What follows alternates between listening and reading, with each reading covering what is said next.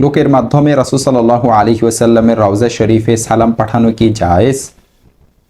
লোক মারফতে রাসূল সাল্লাল্লাহু আলাইহি ওয়াসাল্লামের রওজা আতহারে সালাম পাঠানোর বিষয়ে উলামায়ে কেরামের মাঝে দ্বিমত আছে।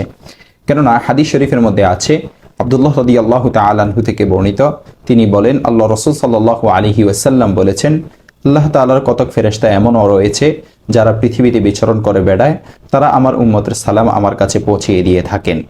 এই হাদিস এবং তার সমর্থবোধক হাদিস সমূহের মাধ্যমে জানা যায় যে পৃথিবীর যে প্রান্ত থেকে রাসূল সাল্লাল্লাহু আলাইহি ওয়াসাল্লামের উপর দুরূদ পাঠানো হোক না কেন, ফেরেশতারা সেগুলো নবী করিম সাল্লাল্লাহু আলাইহি ওয়াসাল্লামের কাছে পৌঁছিয়ে দিয়ে থাকেন। কাজেই লোক মারেফতে পাঠানোর কোনো প্রয়োজন নেই।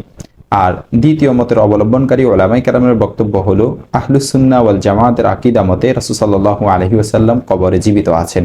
তাই জীবিত থাকা অবস্থায় যেমনইভাবে তাকে সালাম পাঠানো যেত, তেমনি রওজাও সেভাবে সালাম পাঠানো যাবে এবং এটি প্রণিধানযোগ্য।